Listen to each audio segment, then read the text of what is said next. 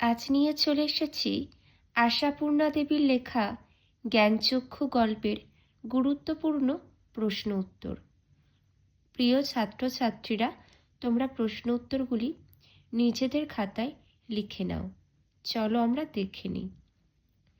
প্রথম প্রশ্ন, কখন তপনের চোখ মার্বেল হয়ে গেল?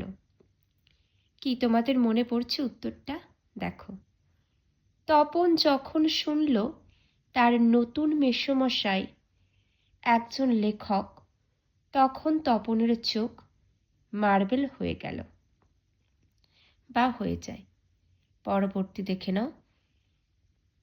যেগুলি অত্যন্ত গুরুত্বপূর্ণ আমি সেগুলি আলোকপাত করব, আর বাকিগুলো তোমরা শুধু দেখে রাখতে পারো। জাস্ট দেখে নাও।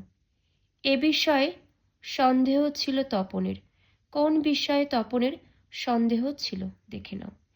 একজন লেখকও যে সাধারণ মানুষের মতো হতে পারে, তাদের আচরণও যে আর পাঁচটা সাধারণ মানুষের মতোই, তার বাবা কাকার মতো, সেই বিষয়ে তপনের সন্দেহ ছিল।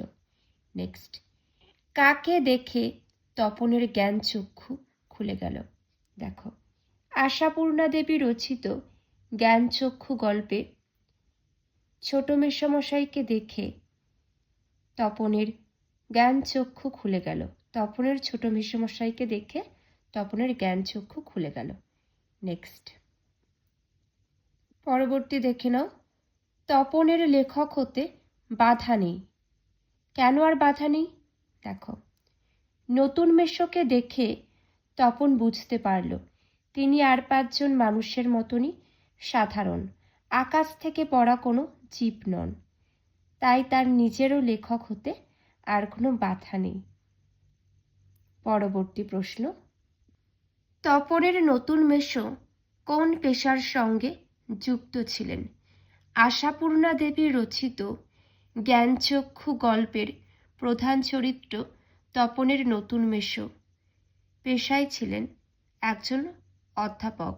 মনে রাখবে, তপনের নতুন মেসোর পেশা ছিল অধ্যাপক, তিনি কলেজে পড়াতেন। পরবর্তী প্রশ্ন, লেখার প্রকৃত মূল্য বুঝলে নতুন মেসোই বুঝবে। লেখার প্রকৃত মূল্য কেবল নতুন মেসোই বুঝবেন। কেন? দেখে নাও।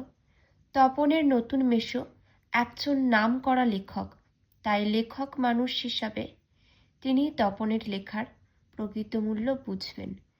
পরবর্তী, সন্ধ্যাতারা পত্রিকায় লেখা ছাপা প্রসঙ্গে তপনের মেসোমশাই কি বলেছিলেন? দেখো, সন্ধ্যাতারা পত্রিকার সম্পাদক ছিলেন তপনের মেসোমশাইয়ের পরিচিত, তাই তপনের লেখা দেখে মেসোমশাই বলেছিলেন তিনি যদি সন্ধ্যাতারা পত্রিকার সম্পাদককে লেখা ছাপানোর কথা বলেন, তাহলে সম্পাদক মশাই না বলতে পারবেন না। পরবর্তী, তপন আহ্লাদে কাঁদো কাঁদো হয়ে যায়। তপনের এই অবস্থার কারণ কি? দেখে নাও। নতুন মেসো তপনের লেখাটা কারেকশন বা সংশোধন করে ছাপিয়ে দিতে চাইলে তপন আহ্লাদে কাঁদো কাঁদো হয়ে যায়। পরবর্তী, আর সেই সুযোগেই দেখতে পাচ্ছে তপন। তপন কি দেখতে পাচ্ছিল? তপনের নিজের ছোট মেসো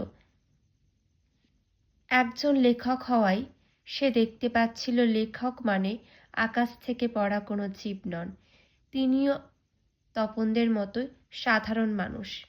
পরবর্তী দেখো, ছোট মাসি সেই দিকে ধাবিত হয়। ছোট মাসি কোন দিকে ধাবিত হয়? দেখে নাও। আশাপূর্ণা দেবী রচিত জ্ঞানচক্ষু গল্পে নতুন মেসোমশাই যেখানে দিবানিদ্রা দিচ্ছিলেন সেদিকে ছোট মাসি ধাবিত হয়।